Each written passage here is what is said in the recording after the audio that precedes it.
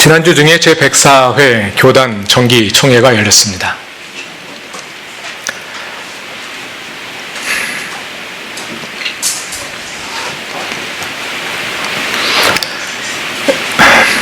교우 여러분도 언론 보도를 통해 이미 잘 알고 계시겠습니다만 명성교회 담임 목사 세습을 사실상 허용하는 결정이 내려졌습니다.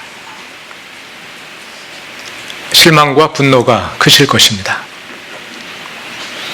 예장통합교단은 한 초대형 교회를 살린다는 명목으로 교회의 공공성을 포기해 버렸습니다. 교회가 돈과 사적 욕망에 지배되었고 한국교회 전체가 세상의 비웃음거리가 되었습니다. 저 역시 이 안타까운 현실을 보며 허탈함과 자괴감을 금할 길이 없습니다. 그리고 이 교단의 목사 가운데 한 사람으로서 교우들 앞에 부끄러울 뿐입니다. 이에 대해 우리 교회는 어떻게 대처해야 할지 여러 가지 생각들이 있으실 것입니다. 교우 여러분의 의견을 자세히 들어보겠습니다. 그리고 교단 내 다른 교회들 가운데 어떤 움직임이 있는지 예의주시하겠습니다. 이번 결정에 실망한 사람들이 우리뿐만이 아니기 때문입니다. 그리고 그 모든 것을 토대로 교우 여러분과 함께 그루터기 교회가 나아갈 길을 찾아가겠습니다. 오늘은 이러한 상황을 염두에 두고 디모데전서 1장의 말씀을 고린도전서 2장과 함께 읽어보고자 합니다. 4장과 함께 읽어보고자 합니다.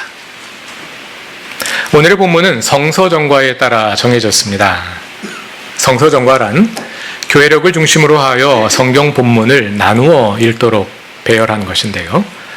주로 12월 첫 주를 전후하여 시작되는 대림절부터 5월경에 오게 되는 삼위일체 주일까지는 그 주제에 관련된 본문들을 읽고 나머지 1년의 절반에 해당하는 일상의 절기에는 주제와 관계없이 성경 전체에서 본문을 고루 뽑아 배치하여 읽습니다. 성서정과로 설교하는 것이 장단점이 있기 때문에 우리 교회는 성서정과에 따른 설교와 성경책의 각 권을 순서대로 읽는 연속 설교를 병행하고 있습니다. 지난 1월 첫 주부터 그동안은 요한계시록을 읽어왔고 앞으로 당분간은 성서정과를 따르고자 합니다. 성서정과에는 매주일 시편에서 하나, 구약에서 하나, 복음서에서 하나, 서신서에서 하나 이렇게 4개의 본문이 배치됩니다. 금년 대림절 전까지는 그 가운데 서신서 본문을 선택하여 설교하고자 하는데요. 주로 디모데 전후서의 말씀을 읽게 될 것입니다. 그 가운데 첫 본문으로 오늘 함께 살펴보실 본문은 디모데전서 1장 12절부터 16절까지입니다.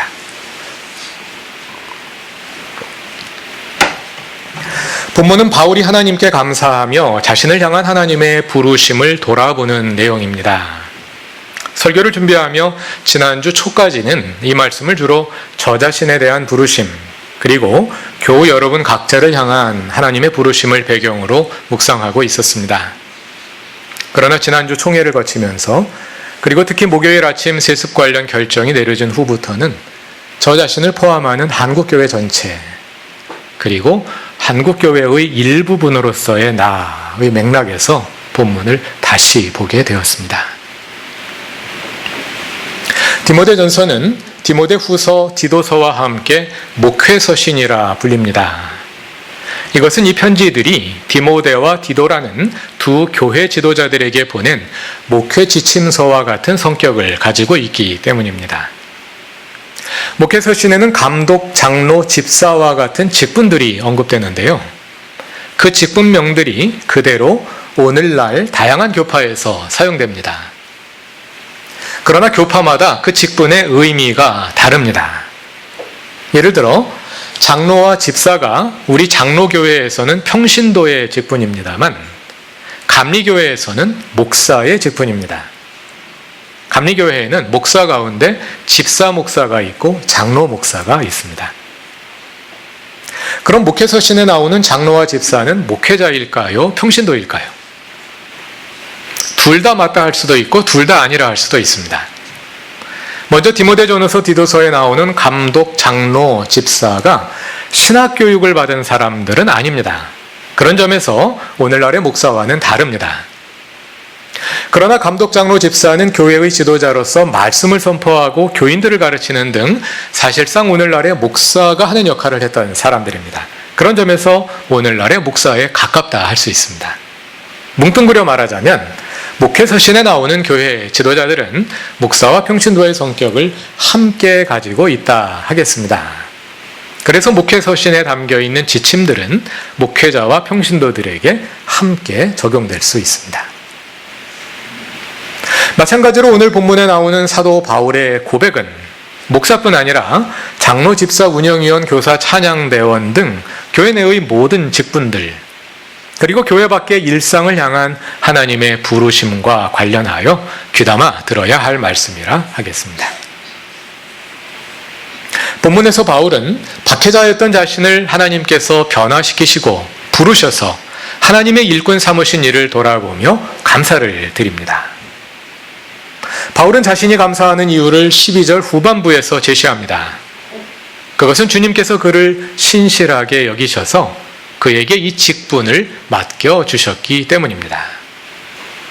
이렇게 이유를 밝힌 후에 13절 이하에서는 그것을 더 상세하게 설명합니다.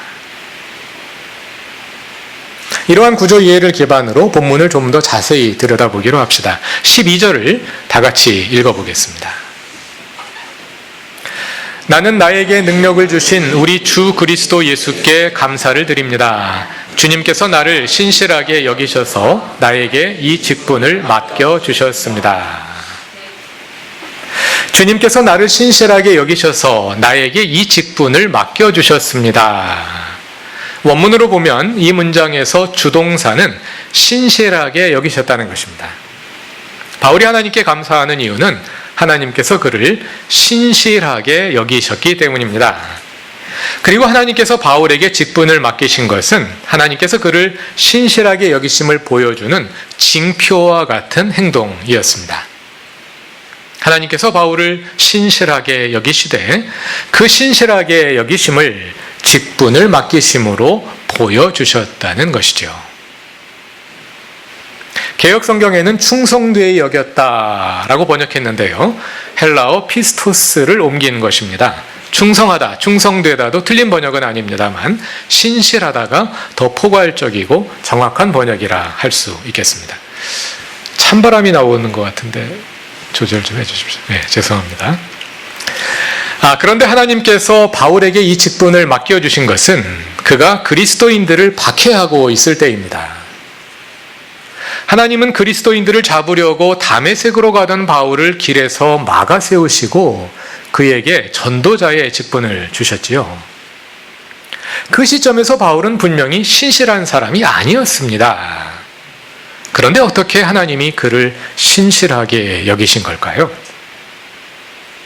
그가 비록 지금은 신실함과 정반대의 모습으로 살고 있지만 장차 그가 신실한 일꾼이 될 것을 하나님께서 미리 아시고 그를 선택하셔서 직분을 맡기셨다는 뜻이겠지요. 오늘 본문에는 신실하다는 말이 3번 등장합니다. 12절에 이어서 다 같이 14절을 읽어봅시다. 우리 주님께서 나에게 은혜를 넘치게 부어주셔서 그리스도 예수 안에서 얻는 믿음과 사랑을 누리게 하셨습니다. 이 구절을 헬라어 원문에 가깝게 직역하면 다음과 같습니다. 우리 주의 은혜가 그리스도 예수 안에 있는 신실함과 사랑과 함께 충만했습니다. 새 번역에 믿음으로 번역된 말이 피스티스, 신실함입니다. 우리 주의 은혜가 그리스도 예수 안에 있는 신실함과 사랑과 함께 충만했습니다. 주님은 그분 안에 있는 신실하심으로부터 바울에게 은혜를 베푸셨고 그것이 바울의 신실함을 이끌어내어 그로 하여금 신실한 일꾼이 되게 하신 것입니다. 신실하다는 말이 3번째로 나오는 것은 15절입니다. 15절을 다 같이 읽어봅시다. 그리스도 예수께서 죄인을 구원하시려고 세상에 오셨다고 하는 이 말씀은 믿음직하고 모든 사람이 받아들일 만한 말씀입니다. 네. 여기에서 믿음직하다로 번역된 말씀이 피스토스, 곧 신실하다입니다.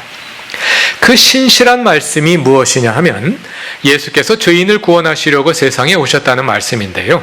바울은 그 말씀이 바로 그 자신에게서 성취되었다고 고백합니다. 바울이 하나님께 감사하는 이유는 하나님께서 그를 신실하게 여기셨기 때문입니다. 그리고 바울은 이어지는 13절부터 16절까지 해서 그것을 더 자세히 설명합니다. 여러분이 잘 아시는 것처럼 바울은 그리스도인들을 박해하는 일에 앞장서다가 다메섹 도상에서 주님을 만나 변화되고 전도자로 부름받았습니다. 이러한 과정을 13절 이하에서 세 개의 주동사에 담아냅니다. 첫째로 13절의 주동사는 자비를 베풀어 주셨습니다. 둘째로 14절 주동사는 넘치게 부어 주셨습니다. 셋째는 15, 16절인데요. 주동사는 16절에 나옵니다. 자비를 베푸셨습니다. 이 세 개의 주동사로 대변되는 하나님의 은혜를 다음과 같이 한 문장으로 요약해 볼 수 있겠습니다. 하나님은 그리스도인들을 박해하고 하나님을 비방하던 바울에게 자비를 베푸시고 은혜와 사랑을 넘치게 부어주셔서 전도자로 삼으시고 그를 예수께서 죄인을 구원하러 이 세상에 오셨음을 보여주는 한 전형적인 모델로 삼으셨습니다. 우리들도 여러 가지 측면으로 하나님의 은혜를 입어 여기에 앉아 있습니다. 우리 각자에게는 각기 다른 인생의 길이 있으므로 우리의 삶을 너무 바울과 오버랩시킬 필요는 없습니다. 바울처럼 복음의 적대자로 살다가 극적인 회심을 경험한 사람도 있지만 비교적 착하고 건전하게 살다가 회심한 사람도 있고 모태신앙으로 태어나 여기까지 온 사람도 있습니다. 우리 모두가 비슷하게 받은 은혜도 있지만 각자가 받은 독특한 은혜도 있습니다. 따라서 바울이 자신의 인생을 돌아보며 감사한 것처럼 우리도 각자의 인생을 돌아보며 제각기 받은 은혜를 감사할 수 있으면 됩니다. 그 모든 은혜의 핵심은 하나님께서 우리를 신실하게 여기셨다는 사실입니다. 하나님의 그 신실한 부르심에 우리는 어떻게 응답해야 할까요? 오늘의 둘째 본문인 고린도전서 4장 가운데 2절을 개역개정판으로 읽으면 다음과 같습니다. 맡은 자에게 구할 것은 충성이니라. 개역개정판에서 맡은 자로 번역되고 세번역에서는 관리인으로 번역된 단어는 오이코노모스, 청지기입니다. 우리는 하나님 나라의 일들을 관리하도록 맡은 청지기들입니다. 그리고 개역개정판에서 충성으로 번역된 말은 피스티스, 곧 신실함입니다. 청지기로서 하나님 나라의 일을 맡은 자들에게 요구되는 것은 신실함입니다. 하나님은 그분의 신실하심으로부터 우리를 신실하게 여겨 부르시고 하나님 나라의 한 부분을 관리하는 청지기의 귀한 직분을 맡겨주셨습니다. 그러한 우리에게 요구되는 것은 신실함입니다. 우리 모두가 하나님의 신실하신 부르심에 신실함으로 응답하는 신실한 청지기들이 되기를 바랍니다.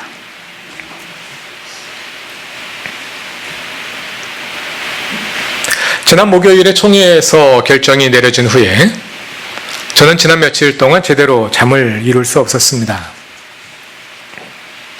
사람들과 대화 중에도 이 얘기만 나오면 갑자기 눈물이 복받쳐 올라서 대화를 이어갈 수가 없었습니다. 저만 그랬겠습니까?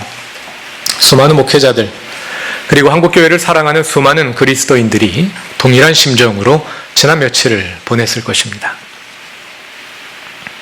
그 며칠 동안 다양한 언론 보도들을 보았고 여러 목사님들과 대화를 나누었습니다. 그리고 계속하여 설교문을 쓰고 지우기를 반복했습니다. 그러면서 오늘의 본문 말씀과 우리 총회의, 교회의 현실이 오버랩되며 나는 과연 이 상황에서 어떻게 하나님께 신실할 수 있을까 질문하게 되었습니다. 이번 총회의 결정은 총회 첫날 명성교회 수습전권위원회를 7사람으로 구성하여 수습안을 만들게 한 후에 그것을 마지막 날 토론 없이 투표에 붙이는 방식으로 이루어졌습니다. 총회 자리에 있었던 분들의 말을 들어보면 첫날 김삼환 목사가 나와서 인사를 하고 전권위원회를 구성할 때부터 이미 분위기는 명성교회를 살리자는 쪽으로 넘어가 있었다 합니다. 총대들 가운데 이번에는 어떻게든 이 문제를 마무리하자는 분위기가 강했고 김 목사가 나와서 읍서하는 제스처를 취한 후 싸움을 그치고 화합하자는 제안이 나오자 동정 여론이 지배하게 된 것 같습니다. 그리고 그 결과 명성교회의 세습을 초법적으로 허용해주는 수습안이 만들어지고 가결되었습니다. 많은 사람들이 총회의 이번 결정을 1938년 장로교회의 신사참배 결정에 비교하기도 합니다. 그리고 수습 전권이었던 7명의 목사는 을사오적에 비교되기도 합니다. 그러나 그 7명 가운데 우리가 기억해야 할 분이 하나 있습니다. 그분은 끝까지 세습의 부당성을 주장하며 수습안 초안을 바꾸기 위해 애썼고 그 결과 밖에서 보기엔 전혀 만족스럽지 않지만 몇 가지 의미 있는 변화를 이루어냈습니다. 그분은 최현성 목사입니다. 전권위원회에서 처음 나온 수습안은 헌법 시행령을 개정하여 명성교회의 세습을 합법화하면서 김하나 목사의 당회장권을 1년 정지시키는 정도의 징계를 내려 화합의 제스처를 취하려는 것이었다 합니다. 최현성 목사가 수습정권위원회에서 애써 싸워 얻어낸 변화는 세습이 불법임을 원칙적으로 인정하도록 한 것입니다. 물론 김하나 목사는 2021년 1월에 합법적인 당회장이 될 것입니다. 그러나 그 전까지는 그 지위를 인정받지 못합니다. 세습금지법을 보존하고 세습금지를 명문화한 헌법을 보존하고 세습의 불법성을 확인한 가운데 명성교회의 사례를 예외적으로 허용하는 것이 이 수습안의 골자입니다. 여전히 매우 실망스러운 결정입니다. 그것이 불법이라 하면서도 사실상 세습을 인정했기 때문에 조삼모사에 불과하다 할 수 있을 것입니다. 그럼에도 제가 말씀드리고자 하는 것은 이번 총회의 불이한 결정 과정에서도 자신의 명예를 걸고 끝까지 하나님께 대한 신실함을 지킨 한 목사가 있었다는 것입니다. 최현성 목사는 수요일 밤 10시에 헌법을 수호하고 수습전권위원직을 사임하겠노라 선언하고 회의장을 뛰쳐나왔다 합니다. 그러나 뜻을 같이 하는 다른 목사들과 밤새도록 대화를 하는 결과 앞에서 말씀드린 그만큼의 변화라도 이루어내야 한다는 중지를 따라 목요일 아침 다시 들어가 새로운 수습안에 서명을 했다 합니다. 저는 처음 그 얘기를 전해 듣고 최현성 목사를 다시 회의장에 들여보낸 사람들이 너무 잔인하다고 생각했습니다. 다시 들어가지 말았어야 한다고 생각하는 분들이 많습니다. 왜냐하면 그로 인해 최 목사가 너무 큰 불명예를 안게 되었기 때문입니다. 그러나 생각해보니 저와 그 목사님들의 생각에 한 가지 근본적인 차이가 있었습니다. 그것은 교회에 대한 사랑입니다. 그리고 이 교단에 대한 책임감입니다.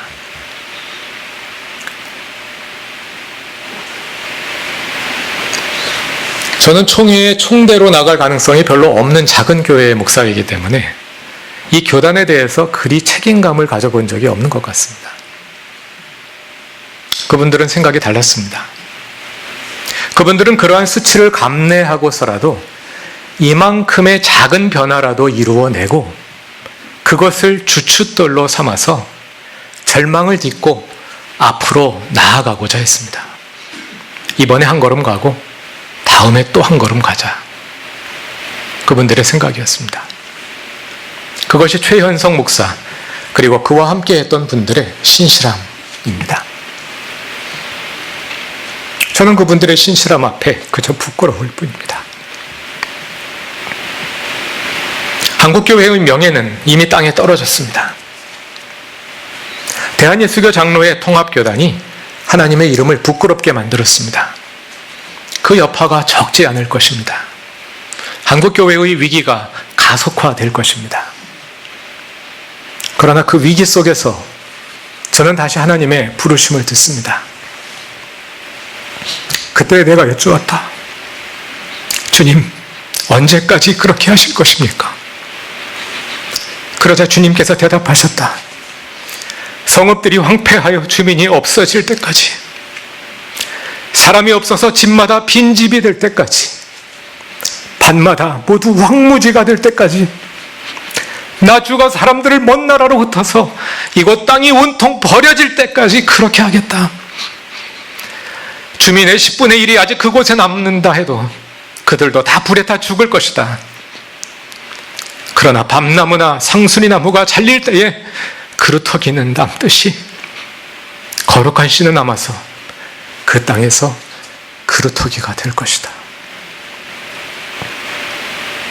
그때 나는 주님께서 말씀하시는 음성을 들었다. 내가 누구를 보낼까?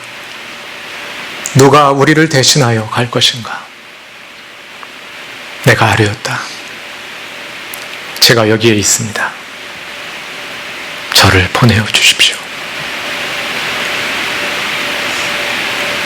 내가 누구를 보낼까? 누가 우리를 대신하여 갈 것인가? 제가 여기에 있습니다.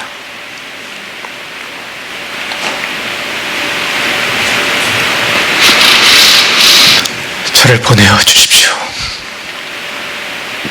다 같이 기도드리겠습니다. 우리를 신실하게 여기셔서 하나님 나라의 귀한 일들을 맡기신 하나님, 신실하신 하나님 앞에 신실한 일꾼들이 되게 하소서. 우리를 부르신 그 부르심을 다시 일깨워 주시고 감추어 놓으신 7,000명의 남은 자들을 일으키셔서 폐허와 같은 황무지와 같은 한국교회를 다시 일으켜 세우게 하소서. 우리를 그루터기 교회로 삼으신 하나님, 주님의 부르심을 따라 우리가 이 땅에 그루터기가 되게 하소서. 예수님의 이름으로 기도드립니다. 아멘.